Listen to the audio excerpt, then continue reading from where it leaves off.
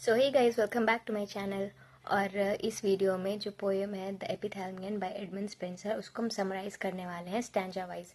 तो जो पोएम है द एपिथैलमियन, ये एक वेडिंग सॉन्ग है जो पोएट लिखते हैं अपनी होने वाली वाइफ के लिए, उनको डेडिकेट करते हैं। और ये पोएम एक प्राइवेट सेरेमनी जो होता है, मतलब बिल्कुल उनके और उनके गेस्ट के बीच में बस एक प्राइवेट छोटा सेरेमनी है, उस चीज़ को इसमें बताया गया है। और वेडिंग डे जिस दिन था उस दिन को मॉर्निंग से लेकर के, मतलब डॉन, जब सुबह होने वाला उस टाइम से लेकर के रात तक का पूरा उसमें बताया हुआ है कि क्या क्या हुआ जिस दिन उनका शादी था वो चीज़ का। तो सबसे पहले फर्स्ट स्टैंजा में वो जो गॉडेस ऑफ पोइट्री हैं उनको बोलते हैं कि उनको अपनी होने वाली वाइफ के लिए एक पोएम लिखना है, जिसमें वो उनसे मदद मांगते हैं कि आप मुझे लिखने के लिए मदद करें। नेक्स्ट वाले स्टैंजा में है कि नेक्स्ट जब मॉर्निंग होने वाला होगा तो उससे पहले आप जो मेरी होने वाली वाइफ है उनके वहाँ उनके रूम के पास जाइएगा और वो उनको उठाने के लिए एक बहुत अच्छा सा गाना गाइएगा। जिस दिन हम लोग का वेडिंग है उस दिन का सुबह, मतलब ये होने से पहले वो बता रहे हैं गॉडेस ऑफ पोएट्री को कि ये चीज़ होना है। सेकंड स्टैंजा में ये था। तो थर्ड स्टैंजा में ये है कि वो बोलते हैं गॉडेस ऑफ पोएट्री को कि जब आप आओगे तो आप अपने साथ साथ बहुत सारे परियों को लेकर के आना, जो अपने साथ बहुत सारा रंग बिरंगा फ्लावर्स लेकर के आएंगी और वो उनके रूम को डेकोरेट करेंगी और उनके लिए भी फ्लावर बहुत सारे लेकर के आएंगी। और शादी में भी बहुत सारा फ्लावर ज़रूरी होगा, तो उनके उठने से पहले उनका रूम डेकोरेट कर दे और जहाँ पे उनका शादी होने वाला है उस ग्राउंड को पूरे फूल से भर दे, ताकि कोई पत्थर या कुछ भी उनको चुभ ना जाए उनकी होने वाली वाइफ को। तो वो बोलते हैं कि आप आएंगे तो अपने साथ साथ बहुत सारी परियों को लेकर के आना, जो बहुत सारा फूल लेकर के आए, डेकोरेशन और बाकी चीज़ों के लिए लेकर के आए। ये थर्ड स्टैंजा में है।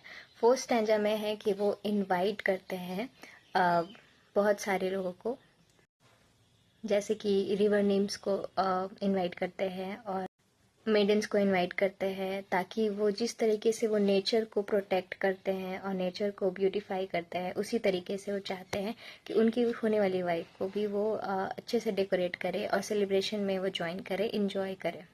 फिफ्थ स्टैंजा में है कि शादी का दिन जिस दिन है उस दिन सुबह होता है और सुबह होने के साथ साथ सारा नेचर का एक्टिविटी स्टार्ट होता है। तो पोएट अपनी होने वाली वाइफ को बहुत ही प्यार से उठाते हैं कि उठ जा, आज हमारा शादी का दिन है। तो आज बहुत दिनों के बाद हमारा सारा जो भी पास्ट में हम जिस चीज़ से सफ़र किए उस चीज़ को हम लोग आज, मतलब बहुत अच्छा दिन आया हम लोग का, जब हम लोग बहुत खुश होंगे। तो आज का दिन है, जल्दी से उठ जाओ, जल्दी से रेडी हो जाओ। तो इस स्टैंजा में उनको वो उठाते हैं। और नेक्स्ट स्टैंजा में जो बोलते हैं कि उनकी जो ब्राइड है वो सोई हुई है, तो उनको बोलते हैं कि अभी वो सोई हुई है, इसलिए बाकी जो नेचर में जितना खूबसूरती है खूबसूरत दिख रहा है, जब वो उठ जाएगी तो उनसे ज़्यादा खूबसूरत और कोई नहीं होगा। तो ये भी है। और जो वीनस है, मतलब गॉडेस ऑफ लव, उनको भी वो रिक्वेस्ट करते हैं कि आप जाइए और अपने अटेंडेंट्स के साथ, मतलब अपनी असिस्टेंट्स के साथ जाइए और उनको सुंदर बनाइए, मतलब डेकोरेट कीजिए, उनको रेडी होने में हेल्प कीजिए और उनके लिए गाना गाइए। तो ये सिक्स स्टैंजा में था। अब सेवन्थ स्टैंजा में है। सेवन्थ स्टैंजा में वो सभी को रिक्वेस्ट करते हैं कि आप बहुत अच्छे से जहाँ पे उनका शादी होने वाला है उस जगह को अच्छे से डेकोरेट कीजिए और अच्छे से सारा अरेंजमेंट बना करके रखिए, ताकि जब उनकी वाइफ, होने वाली वाइफ, जब उनकी ब्राइड जब आए तो सारा अरेंजमेंट कंप्लीट हो। और उस दिन का वेदर के बारे में बताता है कि आज जो धूप निकला है वो बिल्कुल हार्श नहीं है, बहुत लाइट है, ताकि उनकी ब्राइड को उस धूप से कोई नुकसान ना हो, ना उनका ब्यूटी को थोड़ा भी फीका पड़े। इसलिए आज का वेदर भी इस चीज़ को सेलिब्रेट करने के लिए हमारे साथ है, बहुत अच्छा वेदर है। और इसी के साथ साथ वो जो गॉड है सॉन्ग के, उनको भी रिक्वेस्ट करते हैं कि आप आज गाना गाइए और आप भी सेलिब्रेशन में पार्टिसिपेट कीजिए। एट स्टैंजा में सिर्फ फेस्टिव वेडिंग के बारे में बताएं, मतलब वेडिंग सेलिब्रेशन बहुत अच्छा हुआ है और म्यूजिक, जॉय, लाफ्टर, मतलब बहुत अच्छे से वो सेलिब्रेशन के बारे में बताया गया है। नाइन्थ स्टैंजा में उनका एंट्री होता है, ब्राइड का एंट्री होता है। उनके ब्यूटी को बिल्कुल किसी एंजल से कंपेयर किया जाता है, उनका डिवाइन ब्यूटी है, बहुत खूबसूरत है। इसके बावजूद वो बहुत ही हम्बल रहती है, बहुत मॉडेस्ट रहती है और बताया गया है कि वो बाहर से जितनी ब्यूटीफुल हो अंदर से उससे भी ज़्यादा वो ब्यूटीफुल हैं। और 10 स्टैंजा तो उनके मतलब उनके अपीयरेंस को मतलब वो जैसी दिख रही हैं उनको उस तरीके से डिस्क्राइब किया गया है। उनका मतलब उसमें भी उनका तारीफ़ ही किया गया है। 10 स्टैंजा बिल्कुल सिर्फ तारीफ़ किया गया है उसमें। 11 स्टैंजा फिर से बताया गया है कि उनका जो इनर ब्यूटी है वो आउटर ब्यूटी से बहुत ज़्यादा सुंदर है। मोरल वैल्यूज़ वर्च्यूज़ बहुत अच्छा है उनका। और मतलब जितना खूबसूरत है उससे ज़्यादा बहुत ज़्यादा खूबसूरत है एज अ पर्सन। मतलब फिर से एक स्टैंजा उनका तारीफ पे निकाल दिया गया है। 12 स्टैंजा में उनका एंट्री दिखाया गया है चर्च में। मतलब पहले वो तो रूम से बाहर निकली थी, अब वो चर्च में एंटर कर रही है, वो दिखाया गया है। 13 स्टैंजा में जो रस्में हैं जो मतलब शादी का जो रस्म है वो दिखाया जाता है कि क्या क्या हुआ है, उधर थोड़ा डिस्क्राइब किया गया है। 14 स्टैंजा में वेडिंग सेरेमनी कंप्लीट हो चुका है और बाकी सब लोग अब खाना और बाकी सारे चीज़ मतलब जो भी खाते पीते हैं वो हो रहा है। 15 स्टैंजा में ये बताया गया है कि जिस दिन उनका शादी है उस दिन समर सॉलिस्टिस है, मतलब कि साल का सबसे लंबा दिन और ये सारा सेलिब्रेशन हो रहा है। तो उस दिन को दिखाया गया है कि जिस दिन उनका शादी है वो साल का सबसे लंबा दिन है। आज उनका शादी ख़त्म ही नहीं हो रहा, मतलब सेलिब्रेशन ख़त्म ही नहीं हो रहा, सुबह से अभी तक हो ही जा रहा है। अब 16 स्टैंजा में वो बोलते हैं कि ये जो आज का दिन हम लोग डिसाइड किए हैं शादी करने का, वो मतलब एक तरीके से वो अफसोस भी मना रहे होते हैं क्योंकि इतना लंबा दिन है और उनको बिल्कुल भी पेशेंस नहीं है। वो चाहते हैं कि अब चलो अब शादी हो गया, कंप्लीट है, अब मेरे को टाइम मिलेगा अपनी होने वाली वाइफ के साथ थोड़ा बातें करेंगे। तो उनको चाहिए वो चीज़, लेकिन फिर सेलिब्रेशन ख़त्म ही नहीं हो रहा है तो वो बिल्कुल इम्पेशेंट हो जाते हैं कि कब होगा यार ख़त्म सारा चीज़, मेरे को अब रेस्ट करना है।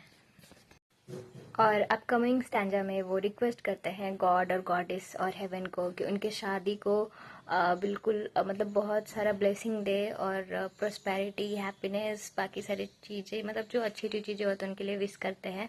और ये भी मनाते हैं कि उनका जो बच्चे हो वो भी बहुत हेल्दी हो और उन पे भगवान का हमेशा ब्लेसिंग रहे और उनका शादी संपन्न रहे, खुशहाल रहे, उनका जीवन बहुत अच्छे से बीते, ये मांगते हैं। और इसके साथ साथ वो चाहते हैं कि मतलब बहुत सारी खुशियाँ मिले, सब कुछ अच्छे से हो और अंत में वो चाहते हैं कि मुक्ति भी उनको अच्छे से मिल जाए, मतलब दोनों को। और सबसे एंड वाले स्टैंजा में वो बोलते हैं कि ये वेडिंग सॉन्ग गिफ्ट है मेरी ब्राइड के लिए, जो कि एक मतलब एक सिंबल रहेगा। ये हमारा जो पोएम है वो हमारे प्यार का प्रतीक है और हमेशा हमेशा के लिए इस पोएम के थ्रू वो जनरेशन टू जनरेशन मतलब पास होते रहेगा और हमेशा लोगों के मेमोरी में रहेगा, मतलब इटर्नल हो जाएगा इस पोएम के थ्रू। तो ये पोएम था उनके वाइफ के लिए डेडिकेटेड था, जो उनकी होने वाली वाइफ थी, लेकिन अभी वो मतलब डेडिकेट करने के लिए वो पोएम लिख रहे थे और उनका वेडिंग पे था ये चीज़। तो पर्सनल पोएम था अपनी वाइफ के लिए, जो होने वाली वाइफ जो हो वाइफ बाद में हो गई थी।